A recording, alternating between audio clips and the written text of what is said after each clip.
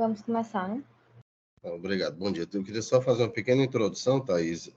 Thaís é nossa residente do primeiro ano e a gente vai discutir hoje o linfoma que é mais comum, que é o difuso de grandes células B, mas no cenário do paciente com a faixa etária mais avançada. Então, a Thaís vai apresentar esses dados. Obrigado, Thaís, fique à vontade. Bom, exatamente. A gente vai falar um pouquinho, discorrer sobre esse artigo da Blood, que é justamente como seria o tratamento de primeira linha para pacientes com linfoma difuso de grandes células B idosos. Ele traz para a gente primeiro dois cenários, são dois casos clínicos, para a gente contextualizar o que ele vai trazer ao longo do artigo. Então, o primeiro caso clínico, ele nos traz um homem de 77 anos, que tem hipertensão leve, fibrilação atrial paroxística e carcinoma de próstata, de baixo risco, que foi conduta conservadora, né, expectante. Mas ele evoluiu com linfonodomegalia cervical à esquerda e edema das tonsilas linguais, sem outros sintomas, não tinha sintomas sistêmicos. Ele foi encaminhado para o otorrino, laringologista, que suspeitou de um carcinoma de amígdalas, e aí realizou uma biópsia de amígdala lingual e uma biópsia incisional do linfonodo que ele tinha aumentado. Durante a biópsia, a intubação ela foi complicada, ele teve sangramento e edema de via aérea, e aí ele foi intubado, permaneceu intubado e permaneceu na unidade de terapia intensiva. Foi iniciado dexametasona e ele evoluiu bem, foi estubado 3 dias depois. As biópsias, elas confirmaram o diagnóstico de linfoma difuso de grandes células B. Então, diante desse diagnóstico, esse paciente ele foi estadiado, realizando PET e tomografia de pescoço, tórax e abdômen com contraste, que revelou uma doença avançada, né, estágio 3 do estadiamento de Anabo. Tinha um linfonodo acima e abaixo do diafragma, né, e nas tonsilas. Esse paciente ele tinha um índice prognóstico internacional de 3 e também foi avaliado com esse outro índice, que é o IPI do sistema nervoso central, também de 3. Fez uma avaliação cardíaca pré-tratamento e o eco que ele realizou mostrou uma fração de ejeção de 60%. Aqui é só para a gente ver o índice prognóstico internacional, que ele leva em consideração a idade, o LDH, o ECOG, né, a performance status pelo ECOG, o estadiamento, né, se é uma doença avançada, 3 ou 4, e o número de sítios extranodais. E ele traz para a gente a avaliação de risco baseado nesses itens, né, e nessa pontuação até 5, e nos mostra a sobrevida. Quanto maior a pontuação, menor sobrevida, né? E ele divide em pacientes que usaram o rituximab e os que não usaram, só para mostrar que o rituximab adiciona sobrevida, né? Tem um melhor desfecho nesses pacientes. Esse nosso caso, eu vou mostrar como é que foi o tratamento, ele realizou uma pré-fase com prednisona de 100 mg por 5 dias, e ele foi submetido a 6 ciclos de R-CHOP, né? Rituximab, ciclofosfamida, doxorubicina, vincristina e prednisona, que é o tratamento padrão. Foram feitos 2 ciclos adicionais de manutenção com rituximab e granulaquina. No primeiro ciclo, esse paciente teve neutropenia febril e um episódio de FA de alta resposta ventricular e foi internado. Resolveu a complicação e nos demais ciclos ele não teve outras intercorrências. Em relação à evolução da doença, né, depois do 6º ciclo, ele realizou um PET scan que mostrou uma remissão completa. E até 2 anos depois do tratamento, ele manteve essa remissão. Lembrando que esse paciente tinha 77 anos e tinha uma avaliação cardíaca normal, né? O segundo caso clínico que ele nos traz é um homem de 84 anos, que já tinha um diagnóstico de linfoma difuso de células B ativadas, né, subtipo ABC, foi recém-diagnosticado, o estadiamento dele era 3 também, de Anabo, né, tinha linfonodo supraclavicular, axilar bilateral e paralíaco. Tinha perdido 5 quilos em 3 meses, desde o início dos sintomas, e ele tinha tido uma queda no status de desempenho, né, tinha uma limitação das atividades diárias. Mas antes do início da doença, ele era independente para as atividades e ele pedalava 10 quilômetros, de 3 a 4 vezes por semana. De comorbidades, ele tinha diabetes, que era complicado por insuficiência renal crônica, com a taxa de filtração de 40 ml por minuto. Na avaliação geriátrica que eles utilizaram esse instrumento, que é um instrumento que avalia as comorbidades, né, o grau de controle, ou se já tem insuficiência orgânica. Quanto maior a pontuação, menos controladas, né, as doenças. O dele foi 3, por conta do comprometimento renal e do diabetes, mas que eram controlados só com antidiabéticos orais. E a avaliação cardíaca dele mostrou uma fração de ejeção de 52%. Diante de uma avaliação pré-mórbida, né, boa, em que ele tinha um score baixo e uma boa fração de ejeção, também foi decidido tratá-lo com intenção curativa. Mas pela idade, a opção foi o R-mini-SHOP, porque ele já tinha mais de 80 anos. Então, ele também fez uma pré-fase de tratamento com 100 mg de prednisona por 5 dias.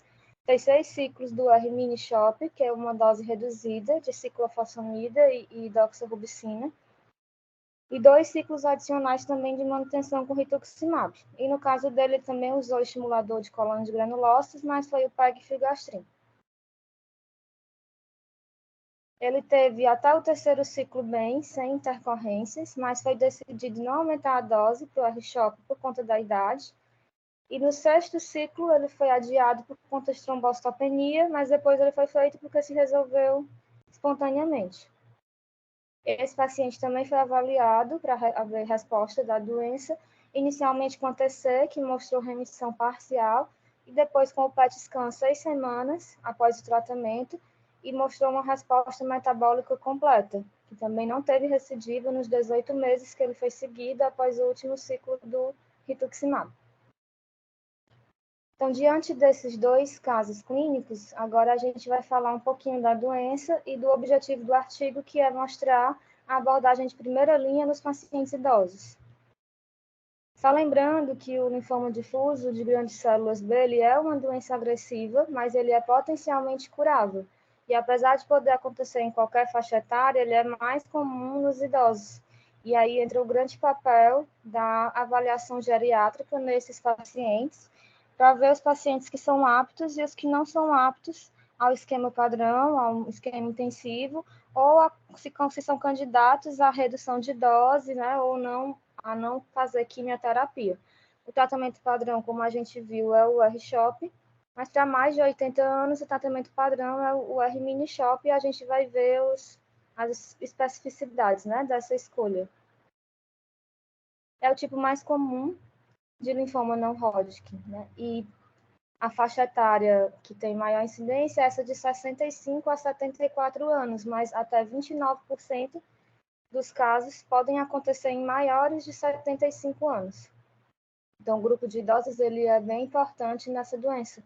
E a sobrevida global dos pacientes com linfoma difuso de grandes células B, ela melhorou muito depois da adição do rituximab, a quimioterapia padrão. Mas, mesmo assim, os pacientes mais velhos, eles ainda têm uma evolução pior em relação aos pacientes mais jovens. Isso é multifatorial, né, em geral, mas dos fatores que devem ser levados em consideração é o subtratamento. Justamente por serem idosos, muitas das vezes os prescritores têm medo, né, das toxicidades. E aí ou fazem doses reduzidas ou consideram o paciente não apto, e é isso que a gente vai discutir aqui. Claro que tem outros fatores, né? Mais de 60 anos, em geral, tem mais de uma comorbidade, né? Existe a doença cardiovascular com mais frequência, que já tem uma forte influência prognóstica negativa, mas lembrar que o medo de fazer aí o subtratamento também é um fator importante. No geral, as células tumorais do linfoma difuso, né, de grandes células B, elas vão expressar antígenos PAM-B, né, o CD19 positivo, CD20 positivo, CD22 positivo, CD79A positivo e o CD45. Mas a gente tem alguns subtipos imunofenotípicos que, inclusive, têm valor prognóstico. Então, eu trouxe aqui os 2, que é o ABC, que é o subtipo de células B ativadas pós-centrogene nativo, e o GBC, que é os de células do centro germinativo, células B do centro germinativo. Eles têm diferenças quanto quais vias, né, são ativadas. O ABC ele ativa a via constitutiva do NF-kappa-beta, e ele é marcado pela positividade desses marcadores, que é o MUM1 e o IRF4. E o de células B do centro germinativo, na verdade, ele amplifica essa via do réu e é marcado por um rearranjo do BCL2, né?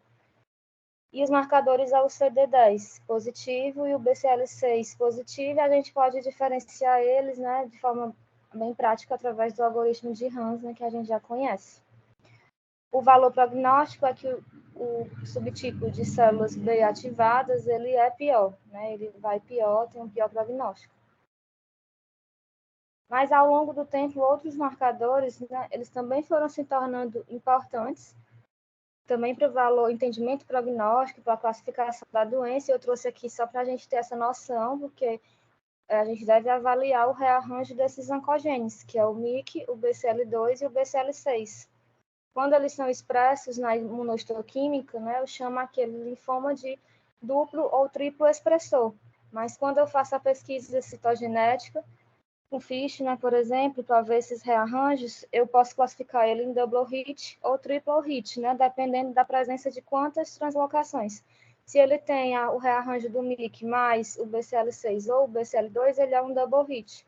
Se ele tem a presença das 3 translocações, ele é um triple hit. Por que isso é importante? Porque desde 2017, né, com a nossa nova classificação da OMS, esse subtipo está numa categoria à parte de um linfoma de células B de alto grau, com as translocações envolvendo MYC, BCL2 ou BCL6. Então, ele é uma doença à parte, porque a gente sabe que tem um comportamento mais agressivo, tem um maior risco de acometimento do sistema nervoso central e tem piores desfechos quando tratados a quimioterapia convencional. A quimioterapia, no caso do linfoma difuso de grandes células B, baseada em antraciclina, ela também melhora a sobrevida, mas ela tem muitos efeitos cardiotóxicos. Então, eu devo sempre avaliar se o paciente ele vai ser elegível ou não ao uso da antraciclina. E quando elas são contraindicadas, existem algumas opções, como o etoposide e a gencitabina. E a gente vai destacar aqui que a maioria dos pacientes que forem considerados frágeis, eles não vão se beneficiar de quimioterapia, porque reduções muito importantes de dose, elas não têm benefício da doença e elas só somam toxicidade. E nesses pacientes vai ser cada vez mais importante as terapias que não são baseadas em químio, né? As livres de quimioterapia, como os anticorpos bioespecíficos, conjugado anticorpo-droga, agentes imunomoduladores. Não é o foco do artigo, mas é só para a gente ter essa noção. Então, o objetivo dele é fornecer uma visão geral de tratamento de primeira linha para os pacientes idosos com linfoma difuso de grandes células B. E ele vai sugerir uma abordagem de manejo para esses casos e para os casos que são mais desafiadores. Para cumprir esse objetivo, ele se baseia em responder essas perguntas, né? Como é que eu devo definir pacientes mais velhos? Se a doença em pacientes mais velhos é biologicamente diferente do linfoma difuso de jovens, quais ferramentas e como eu devo utilizar essas ferramentas na prática diária, né, para avaliar se um paciente é apto ou não ao tratamento e qual esquema, e como tratar um paciente que possa ter contraindicações às antraciclinas. Então, para iniciar, como eu devo definir, né? Então, um paciente idoso, porque tradicionalmente a gente define idoso pela idade cronológica, né? Maior ou igual a 65 anos. Mas a gente sabe que o grupo de idosos é um grupo muito heterogêneo, que na mesma faixa etária eu não tenho o mesmo grau de fragilidade, né? E de comorbidades. Então, só a idade cronológica, ela não é um fator bom para eu avaliar, e ela é um preditor pobre se esse paciente vai tolerar ou não o tratamento de um câncer. Então, a Sociedade Internacional de Oncologia e a ESMO, a Sociedade Europeia de Oncologia Médica, elas sugerem já que o termo mais velho seja para maiores de 70 anos. Então, ela já amplia um pouco essa idade cronológica. Mas que a gente deve fazer uma abordagem, na verdade, cuidadosa e bem ampla, que avalie a fragilidade de cada paciente. A segunda pergunta que ele tenta responder é se a doença é diferente do linfoma difuso do jovem. E a resposta aqui é um pouco diferente, porque o que a gente sabe já está demonstrado é que, por exemplo, a incidência do subtipo ABC, que é o de pior prognóstico, ele aumenta significativamente com a idade. Isso por isso só, né, mesmo sem avaliar a fragilidade, já é um determinante independente do prognóstico. Vários mecanismos são propostos para essa incidência aumentada, mas todos estão associados à senescência imunológica dos idosos. Então, em geral, a gente imagina, já sabe que o clone, né, do linfoma, ele vem de uma expansão clonal de células B associada à idade. Além da diminuição de diversidade dos receptores, né, dessas células, e do aumento do número de células B que expressam a IgH-VH434, que é mais associada ao subtipo ABC. Outra condição, né, que está associada à idade é o linfoma difuso de células B, de grandes células B, que é EBV positivo, que ele já é mais frequente, né, visto em estados de imunodeficiência, né, por exemplo, as doenças linfoproliferativas pós-transplante, infecção avançada por HIV. E o principal subtipo dos que são EBV positivo é o ABC, o de pós-centro germinativo. Então, esses pacientes, em geral, prognóstico. Aí, no paciente idoso, então, como é que eu devo fazer a investigação diagnóstica e avaliar a resposta da doença? Nos pacientes idosos que eu considero apto a tratamentos com intenção curativa, a investigação ela deve ser tão completa, né, e ser bem igual a qualquer paciente jovem. Então, o diagnóstico ele vai ser baseado numa biópsia excisional de um linfonodo ou de tecido extranodal imunohistoquímica. Eu devo fazer a avaliação, né, bioquímica completa, hemograma completo, testes séricos para avaliar a função renal e hepática, LDH e sorologias para HIV e as hepatites B e C. E o estadiamento, preferencialmente, ele deve ser feito com PET, né, que é o que ele traz de melhor. Hoje em dia, né, o que ele indica é que a aspiração da medula e a biópsia da medula, ela ficaria reservada para casos que o PET seja negativo, se o resultado for influenciar no manejo do linfoma. É essa abordagem que ele sugere. E que todos os pacientes que forem ser candidatos a antraciclinas, eles devem realizar uma avaliação cardíaca, de preferência com o eco, para estimar a fração de ejeção. Ele sugere a mais, né, o grupo que é feito lá e que ele sugere que seja feito na prática, a confirmação de ABV, né, no tecido, por essa coloração de ABER1, e a pesquisa dos rearranjos genéticos por FISH, né? E quando o FISH tiver um MYC positivo, seja feito um FISH adicional para os rearranjos de BCL2 e BCL6, até para eu poder diferenciar se não é um linfoma de células B de alto grau. E no final do tratamento, para avaliar a remissão, deve ser baseado no PET, né, de acordo com os novos critérios de Lugano, naquelas 5 categorias, de acordo com a captação. Então, agora começando o que é o maior foco do artigo, né? Como é que eu vou avaliar os meus pacientes quanto à aptidão física para definir os que vão ser aptos ou não à quimioterapia padrão? Existem vários instrumentos, né, de avaliação geriátrica disponíveis que devem ser utilizados na prática. O que ele traz para a gente e dá um destaque seriam 2 avaliações que podem ser incorporadas com certa facilidade e avaliam muito bem a fragilidade no paciente idoso, que é a velocidade de marcha e a força de preensão. A velocidade de marcha, né, lembrando que é colocar o paciente para caminhar 4 metros e registrar a velocidade num cronômetro. E a força de preensão seria testar o membro, a força na mão dominante, medir, né, com um dinamômetro quantos quilogramas. E aí poderia ser realizado até em pacientes que não deambulam. E o que alguns estudos mostram, como esse que ele traz, né, e dá destaque, é que os dois conseguem predizer sobre a vida, né, e estar associados ou não a maiores desfechos. Então, velocidade de marcha identifica fragilidade e prediz desfecho independente da performance status nos idosos com cânceres hematológicos. E que cada redução de 5 quilos na força de preensão também foi associada a uma pior sobrevida. Então, são 2 instrumentos fáceis de ser feitos no dia a dia que ele sugere que sejam incorporados à rotina de atendimento. Apesar de serem vários scores de avaliação geriátrica, o que ele dá destaque é para a avaliação geriátrica abrangente simplificada da Fundação Italiana de Linfoma. Ela incorpora, né, uma avaliação das atividades diárias, das atividades instrumentais, aquele instrumento de avaliação de comorbidade que ele trouxe no nosso caso clínico, que avalia se as comorbidades estão compensadas ou não, ou se já tem insuficiência de órgãos, e a própria idade, maiores ou iguais de 80 anos. E o estudo que ele mostra para a gente é um estudo prospectivo que avaliou 1.353 pacientes aplicando essa avaliação geriátrica e dividiu os maiores de 65 anos em 3 grupos, né? Os que são aptos, os que são inaptos e os que são frágeis. E avaliou a sobrevida, né? Com base nesse score. Aqui é a tabelinha com os critérios. Em relação a atividades básicas de vida diária, instrumentais, ele, na verdade, vê o número de funções residuais, é esse valor que ele coloca aí no score.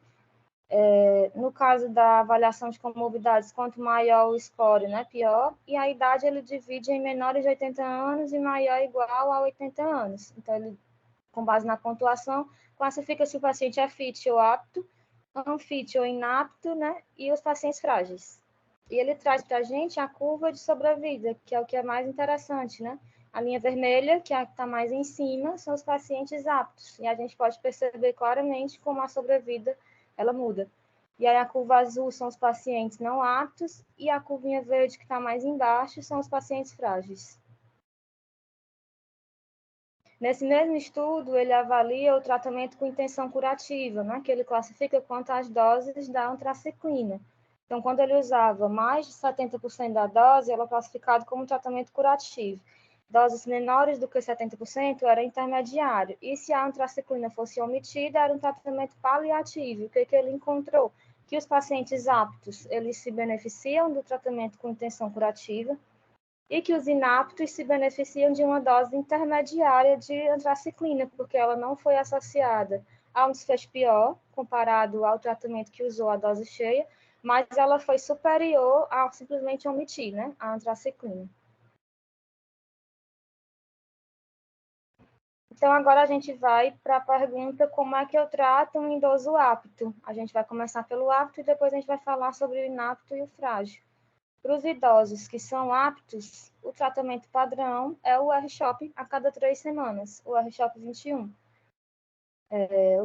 O estudo que ele traz é que a gente tem a comparação, né, de 8 ciclos de R-CHOP 21 e 8 ciclos de R-CHOP 14, e a eficácia e a toxicidade foram semelhantes nos pacientes entre 60 e 80 anos. Embora a gente não tenha um dado objetivo para ilustrar que 6 ciclos são tão eficazes quanto 8, pelo menos ele não traz, né? Esse estudo ele mostra 2 estudos com base populacional que apoiam essa hipótese. Sendo assim, a recomendação do grupo é que idosos aptos, eles façam 6 ciclos de R-CHOP a cada 21 dias.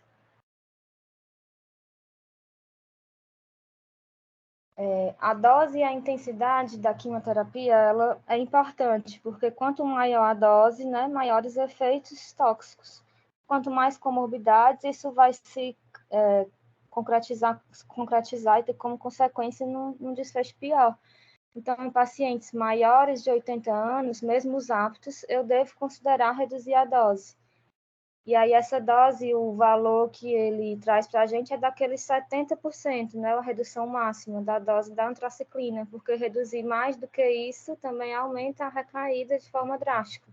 Então, mesmo para pacientes aptos, maiores iguais a 80 anos, aí nesse caso o tratamento padrão que ele indica é o R-mini-CHOP, que é com uma redução da dose da dox e da ciclo, né? Reduz a dox para 30 mg por metro quadrado e reduz a ciclo para 400 mg por metro quadrado.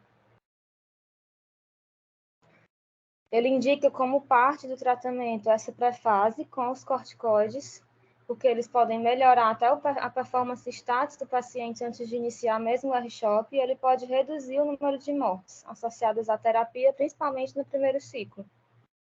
E ainda em combinação com o allopurinol, né, e a hidratação reduz a incidência da lise tumoral. Então, a recomendação é que sejam feitos 5 dias de prednisona oral, 100 mg, para a maioria dos pacientes idosos antes do primeiro ciclo do R-CHOP, assim como ele mostrou nos nossos casos clínicos. Em relação à profilaxia com o estimulador de colônias granulócitas, a gente sabe que o risco de neutropenia febril ele é maior nos pacientes mais velhos, e principalmente no primeiro ciclo. E existem outros fatores que aumentam esse risco, né? O ECOG mais baixo, uma doença mais avançada, nível mais elevado de LDH, até hemoglobina menor do que 12, comorbidades e envolvimento da medula. Então, a recomendação é que seja feita, sim, profilaxia com granuloquine nos maiores iguais a 65 anos que estejam recebendo o R-CHOP, que também foi feito no nosso caso clínico. Já em relação à profilaxia antimicrobiana, né, outros cuidados de suporte, não é indicado para todos os pacientes idosos, mas existem alguns estudos tentando promover scores que possam avaliar o risco, e para pacientes de alto risco eu poderia fazer, mas não é a rotina, a gente não recomenda para todos, só pelo fato de ser idoso. E os doentes que vão ser tratados com rituximab, eles devem ser testados para o vírus da hepatite B, né? Só lembrando. Existe uma coisa que a gente deve levar em consideração, que é a fadiga, que pode acontecer quando eu interrompo a prednisona entre os ciclos. E aí a sugestão que eles fazem para o manejo da fadiga, para evitar ou para diminuir, é reduzir a dose da prednisona sem aumentar a exposição global. Então, ao invés de fazer 100 mg no último dia, que é no D5, eu faria 50 mg no D5, 25 mg no D6 e 12,5 mg no D7 e 8, de forma que eu passo a dose cheia, né, mas dividindo ao longo dos dias. Isso reduziria a fadiga, né, após a interrupção. É importante falar da neurotoxicidade da vincristina, que é um efeito colateral limitante, pode ir desde neuropatia periférica, sensorial e motora, né, com dormência, parestesia, alteração de marcha, até a disfunção autonômica, que a gente costuma ver bastante na prática, de constipação, hiperalítica, retenção urinária e hipertensão ortostática. E essa neuropatia, ela aumenta com a dose acumulada da vincristina. Então, em pacientes mais velhos, é importante reduzir a dose, né, para 1 miligrama. Um ponto polêmico que ele traz é em relação à profilaxia do sistema nervoso central, que existem estudos, né, que se diz que pacientes de alto risco eu deveria fazer profilaxia do sistema nervoso central, né, para diminuir o risco da recidiva, mas a gente não tem uma evidência de quais seriam esses pacientes. Existe um score, que é o IPI do sistema nervoso central, que tenta estimar esse risco. Ele é basicamente o mesmo IPI que a gente viu lá no início, aquelas características, mas ele adiciona o envolvimento renal ou adrenal na pontuação. Como a idade faz parte do score, uma proporção alta, né, de idosos acabaria se enquadrando na categoria de alto risco para recidiva, e aí eu deveria pensar na profilaxia. Só que faltam evidências que suportem que fazer a quimioterapia intratecal previna mesmo a recidiva do sistema nervoso. E também faltam dados suficientes para indicar uma profilaxia, por exemplo, intravenosa com alta dose de metrexate, também é duvidoso. Então, na prática, o que acontece, o que eles indicam é que a gente não faça a profilaxia na população mais idosa. Seria uma avaliação individual, mas na prática a gente costuma se abster. Esse é o tratamento para o paciente apto, né? E o paciente que eu considerar inapto, né? O que eu vou fazer? Primeiro, quando eu considero que ele é inapto ao tratamento padrão, né? Eu devo avaliar ainda se ele é apto para uma terapia direcionada à cura. Isso vai ser através daqueles scores, né? Daquelas avaliações de aptidão, como a velocidade da marcha, a força de pressão, e aí eu vou ter a minha decisão vai ser uma das decisões mais importantes, reduzir ou não a dose da antraciclina, que aí vai depender muito da avaliação cardíaca, reduzir ou omitir, né? Eu vou avaliar os fatores de risco para cardiotoxicidade, né? Esse paciente vai ter que ter uma avaliação cardíaca ampla, tem que ver se ele tem doença já pré-existente, se ele tem hipertensão, se ele faz uso de outras quimioterapias ou radioterapias, ou se ele tem uma idade mais avançada para tomar essa decisão. Tem pacientes que não têm uma cardiopatia objetiva, têm uma fração de ejeção boa, esses pacientes ainda continuariam sendo elegíveis para tratamento com antraciclina, dose cheia, mas eu devo considerar a redução da dose para o R-mini-CHOP. E se durante o tratamento eu observar sinal de toxicidade cardíaca, existem alternativas que ele cita para a substituição da doxorubicina, que seria o etoposide ou a gencitabina. Até para pacientes que já têm contraindicação à antraciclina, existem esquemas alternativos que não utilizam, que poderiam ser considerados, como o que ele cita, o RG-MOX, um dos que ele cita, que é utilizando rituximab, gencitabina e oxaplatina. E um dos estudos que ele traz em relação a esse esquema é uma sobrevida de 2 anos, livre de doença, de 85%. Os maiores de 70 anos ou entre 60 e 69, que tinham performance status de 2. Né? Então, a recomendação é que pacientes idosos que são inaptos, eles sejam avaliados, considerados para o R-mini-SHOP. Eu poderia até considerar escalonar a dose para o R-SHOP se ele tolerar bem. E o idoso frágil, né? O idoso que não é apto, ele não consegue ser submetido, não vai tolerar esquemas curativos, nem com redução de dose. O que ele mostra para a gente é que reduções adicionais para esses pacientes não têm benefício, porque já não traz muito benefício para a doença, só traz mais toxicidade. Então, idosos frágeis não toleram nem R-mini-SHOP. Esses pacientes, eles não podem ser curados com esses esquemas, então eu devo não fazer, né? Não devo fazer. O que eu posso considerar é a radioterapia para doenças que são localizadas ou para um controle sintomático, né? São tratamentos paliativos. O uso de corticóide ele pode ser considerado, mas ele, em geral, traz um benefício só temporário. Existe um grupo especial dentro desses, em que é mais difícil a gente decidir, seriam esses casos em que a gente suspeita que a fragilidade, na verdade, é devido à doença não tratada, né? E a idade, não devido a uma comorbidade. E aí esse paciente poderia se beneficiar de uma terapia de dose reduzida. Então, ele deve ser avaliado para isso. Mas para esses pacientes que não são candidatos a terapias citotóxicas, né, aí aqui entra o grande papel das novas terapias, como os anticorpos biespecíficos, os conjugados anticorpo-droga e agentes imunomoduladores, que têm toxicidade diferente e são mais bem tolerados, né, em relação aos quimioterápicos convencionais. Não é o foco do estudo, mas só para a gente ter essa noção, né, que é o futuro. Aqui ele traz, em resumo, esse esquema, esse fluxograma. Então, idosos que têm linfoma difuso de grandes células B, eles devem ser submetidos a uma avaliação geriátrica ampla, a uma avaliação de aptidão. Eu devo fazer o corticoide pré-fase para todos, e aí eu devo classificar esse idoso, se ele é fit, né, se ele é apto, e aí se ele tiver menos de 80 anos, é o tratamento padrão com R-SHOP e fazer a profilaxia com granuloquina. E se ele tiver maior ou igual a 80 anos, a escolha seria o R-mini-SHOP, reduzindo a dose da ciclo e da doxo.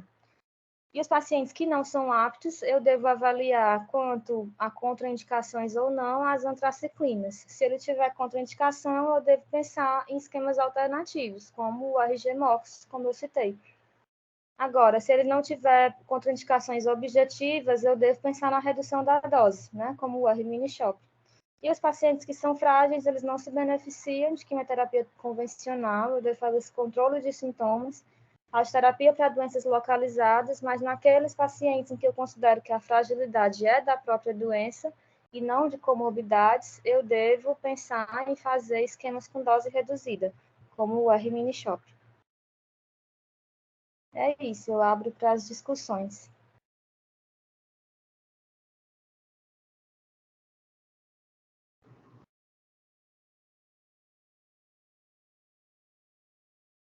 Obrigado, Thaís. Pode, se quiser, compartilhar a aula. Parabéns aí pela apresentação. Eu acho Obrigada. que é muito importante a gente trazer essa discussão, né? Porque, como você bem colocou, esses casos, eles são casos desafiadores e que ocorrem no nosso dia a dia, né? Então, a gente precisa, muitas vezes, tomar uma conduta e tentar encontrar um caminho. Esse trabalho, certamente, ele tem uma população bem diferenciada, né, do que do nosso perfil, né, que habitualmente a gente atende no nosso serviço. Então, a gente acaba tendo pacientes até tanto com condição geral até inferior ao que está descrito aí, né, em relação à faixa etária. Mas uma coisa que eu queria comentar é que acho que cada vez fica mais claro, né, a necessidade da avaliação geriátrica ampla. E, especificamente, esse score aí que foi utilizado, que é o da Fundação Italiana de Linfoma, é um score que nós, inclusive, fizemos um trabalho, que foi o trabalho da nossa ex-residente, da Yara, que hoje é médica aí do serviço, que, na verdade, ele engloba tudo no que eles chamam CFS, é Critical Frail Scale, né? A avaliação geriátrica, que pode ser que é semelhante à avaliação geriátrica ampla, ou CGA, Comprehensive Geriatric Assessment. Eu acho que eu tenho dito isso com relativa frequência, que o tratamento desses pacientes acima de 60 anos, é difícil a gente não considerar essa avaliação como algo importante na nossa decisão sobre o quanto agressivo e o que a gente vislumbra de perspectiva de cura, né, para esse doente. Então, você colocou muito bem que, se eu não tenho condições de fazer uma dose adequada do antracíclico, muito provavelmente eu perco em termos de resposta, né? Que é outra questão. E alguns outros pontos que eu acho que são fundamentais, que você colocou, é que a grande limitação desses doentes é a neutropenia. Então, se você consegue, pelo menos, programar que ele faça um SHOP, um R-mini SHOP, nesse indivíduo que está inapto, né, considerado inapto, eu acho que o uso do G-CSF profilático é importante. Não esperar que ele faça neutropenia para usar, porque a chance, como a reserva medular é um pouco menor, ele vai tem mais chance de fazer. Outro aspecto que eu acho muito importante é a história do corticoide. O indivíduo com faixa etária mais avançada, e eu digo isso porque hoje eu tenho pacientes com 90 anos não, eu ia dizer assim, no serviço privado, mas não é só no privado, a gente tem doente no HU também, no nosso ambulatório dos residentes, é um linfoma T, usando brentuximab, vocês vão lembrar desse caso, e a gente, em outros tempos, não pensaria jamais em tratar uma pessoa de 90 anos, né? Mas isso é uma realidade que ela cada vez mais vem se mostrando para nós como algo palpável e que exige de nós, enquanto médicos, de uma postura e de uma decisão. Quanto mais recursos a gente tiver, mais ferramentas nós tivermos para tomar essa decisão embasada em algo que nos dê mais segurança, melhor para nós, na nossa conduta médica. Outra questão importante, com relação ao corticoide, que eu tinha começado a falar, é muito importante não tirar na minha prática pessoal, eu não costumo tirar o corticoide com a mesma rapidez que eu tiro dos indivíduos mais jovens. E a questão não é nem, muitas vezes, insuficiência addisoniana clássica, aquele quadro de insuficiência addisoniana clássica, não. É a fadiga que eles relatam. Eles se tratam, depois eles dizem, eles ficam bem, ficam estáveis, mas, doutor, mas eu estou com uma falta de coragem absurda. E certamente eu acho que é um pouco da rapidez com que a gente tirou o corticoide. Então, ficar atento a esse detalhe. Outra coisa que você colocou, que eu achei muito interessante, é a questão da profilaxia do sistema nervoso central. Eu concordo totalmente aí com o artigo de que, nesses casos de pacientes mais idosos, a gente talvez não deva fazer mesmo não, porque acrescenta um certo sofrimento, né, para eles, em termos de ter que fazer punção lombar, etc. E metotrexato em altas doses eu acho que é absolutamente inadequado. Mas aí eu gostaria de abrir para os comentários, para as discussões, e eu pediria aí que a Ana Vitória, na verdade, não está com a gente esse mês, ela está no SEIB, então pediria para a Lara fazer um comentário. Por favor, Lara. Oi, professor, bom dia. Está dando para me ouvir? Bom dia. Muito bem. Bom dia a todos. Eu achei muito interessante o tema da aula da Thaís, né? Como o senhor estava comentando, é uma realidade muito frequente da gente, né? A gente tem muitos pacientes nessa faixa etária e muitas vezes realmente a gente acaba tendo que optar, né, por esses esquemas. Algumas coisas que eu achei bem interessantes e até algumas dúvidas que eu tenho, né? Uma coisa que eu achei interessante é ele falando sobre essa questão de que quando o paciente é considerado frágil mesmo, né? Não vale a pena você fazer doses muito reduzidas, né? Porque você só vai somar toxicidade sem você realmente estar contribuindo para a cura daquele paciente. Às vezes é uma decisão difícil de tomar, né? Assim, você tem um paciente idosinho ali que você vê que está com a doença, mas você considera frágil, você fica na dúvida se... Às vezes a gente tem essa tendência de fazer um subtratamento, mas pelo estudo aí ele fala que essa questão do subtratamento, às vezes quando o paciente realmente é frágil, não vale a pena, né? Você só vai estar gerando mais toxicidade. Outra coisa que foi uma dúvida que eu fiquei em relação a essa substituição dos antracíclicos, porque aqui no nosso serviço a gente tem muito, por exemplo, os pacientes que têm contraindicação ao antracíclico, a gente tem muita tendência de tirar o antracíclico e fazer um RCOP, né, por exemplo. E eu vi aí que ele coloca a possibilidade de substituir por etoposide. Eu não sei se a gente já fez isso, se a gente tem essa experiência. É interessante isso. Foi muito bom você ter colocado isso. Na verdade, a gente acaba fazendo um pouco RCOP mesmo, mas quando esse indivíduo não é elegível para um R-mini-shop, né? É quando ele não pode usar o traciclo de jeito nenhum. Eu não saberia assim, estimar e dizer em termos de eficácia, se, por exemplo, você fazer um RCOP ou talvez fazer um RGMOX, não sei. Talvez até a gente possa rever essa conduta, né?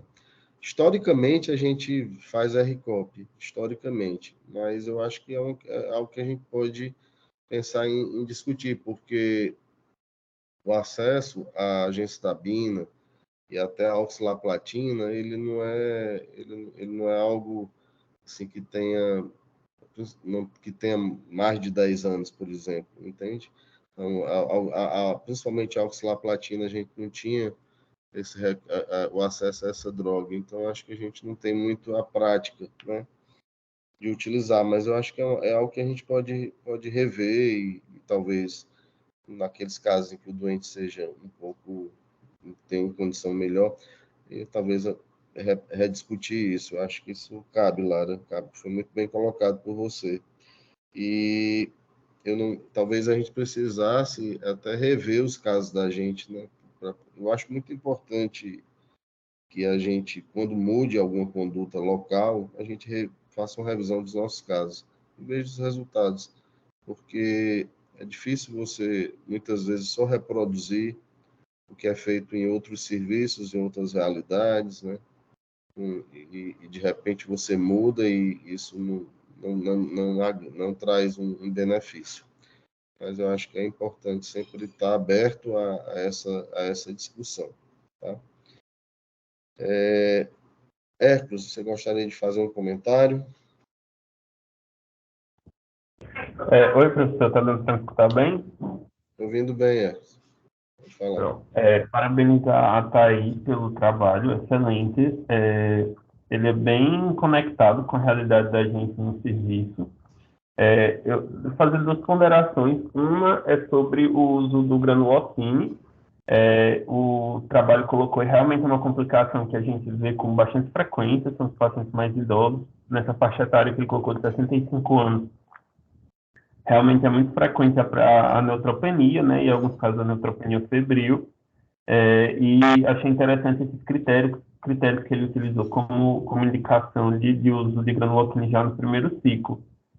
A outra colocação é que, assim, trazendo um pouco para a realidade do serviço, os últimos casos que nós vimos são casos realmente bastante agressivos, como a Thaís falou, sobre a natureza biológica talvez um pouco diferente dos pacientes mais jovens.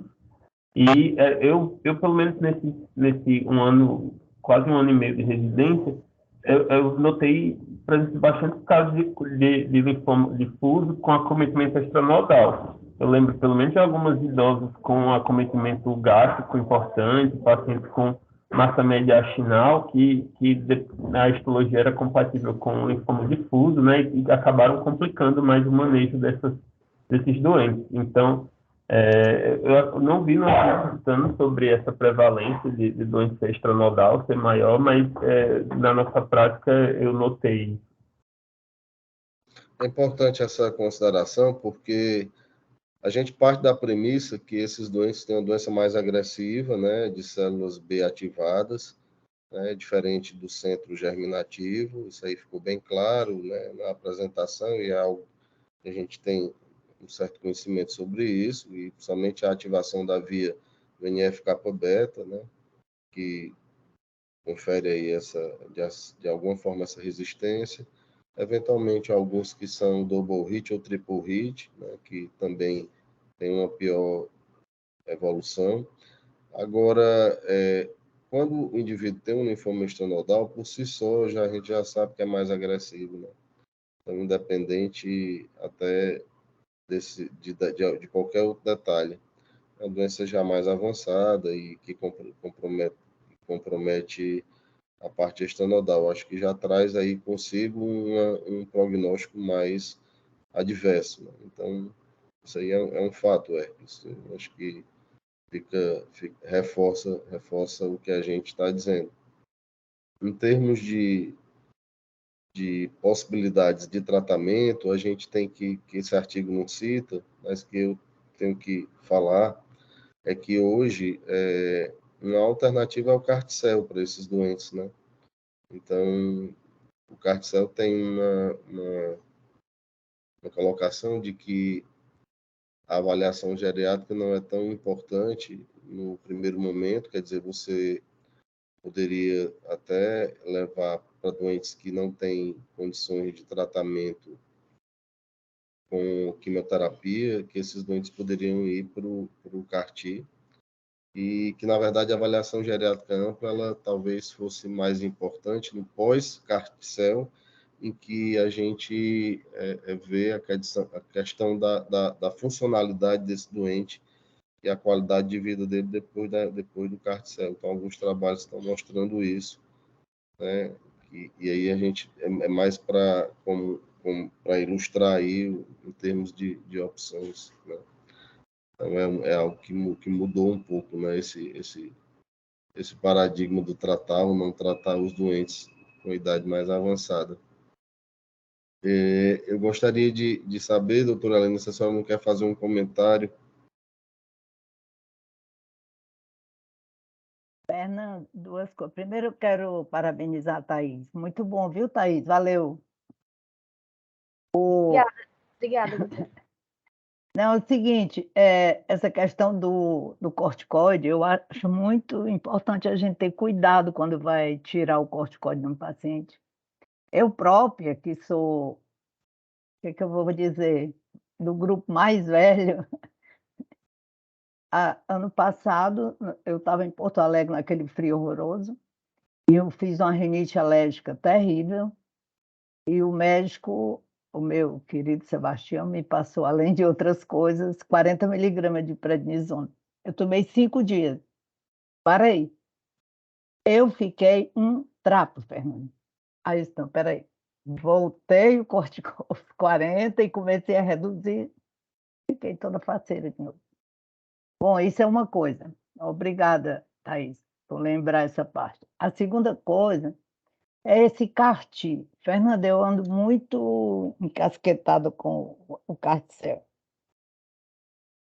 Deixa eu ver quando ele escutar.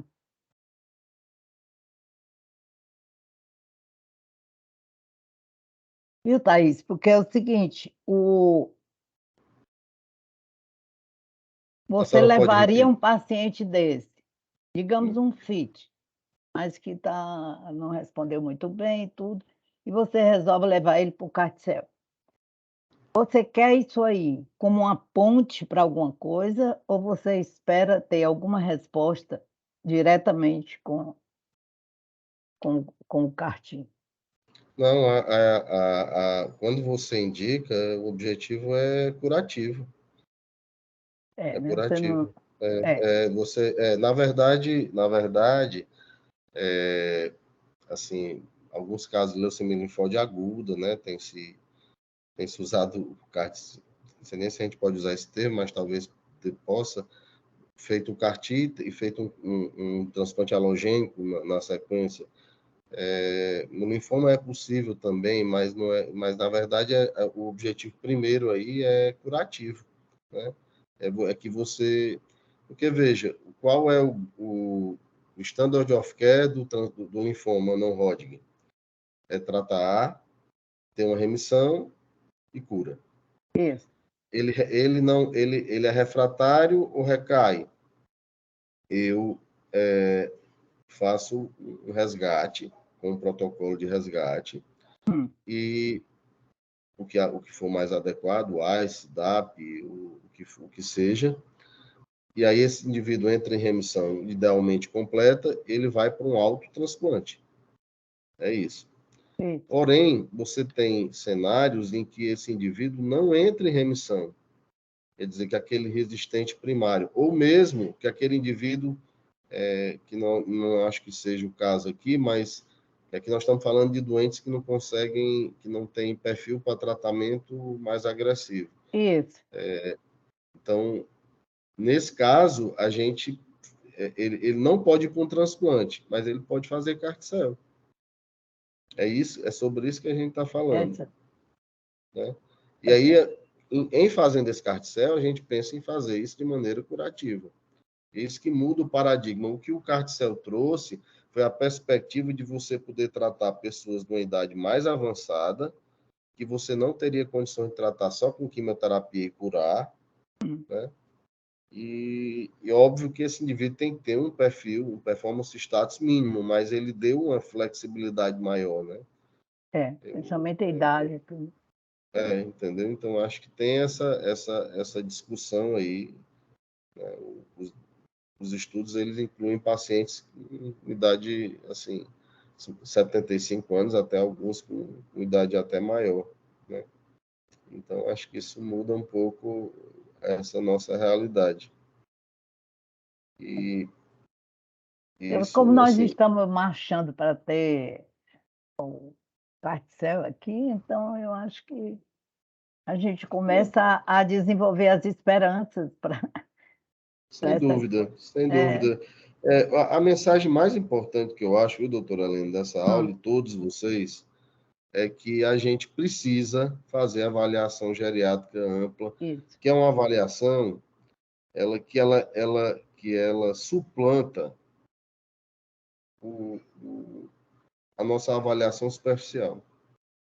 Com E, certeza. assim, eu tenho dito muito isso, que, inclusive, no próximo mês a gente vai discutir mieloma, vai ser um mês que a gente vai dedicar ao mieloma, e uma das questões é a história da avaliação geriátrica no mieloma, né, para decidir conduta, definir conduta em pacientes com idade mais avançada.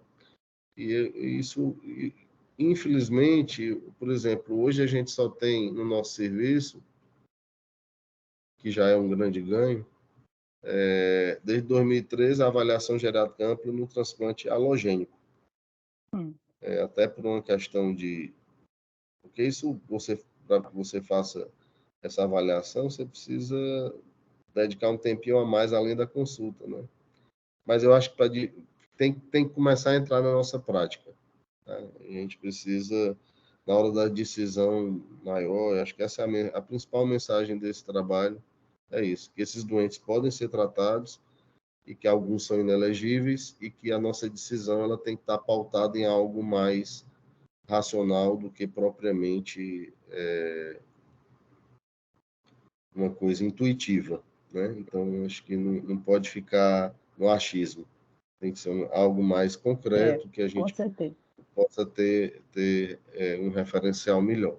Então, acho que estamos caminhando para o final. Queria parabenizar a Thaís pela apresentação, agradecer a todos aí que participaram e até a próxima Fernando, quarta-feira. eu estou vendo que você ainda tem 2 minutos aqui. 2 Então, minutos, faça é o verdade. seguinte, Já convide aí essa moçada tão bonita, inteligente, disposta, apresente a nossa doutora honoris causa e já diga para eles engraxando o sapato.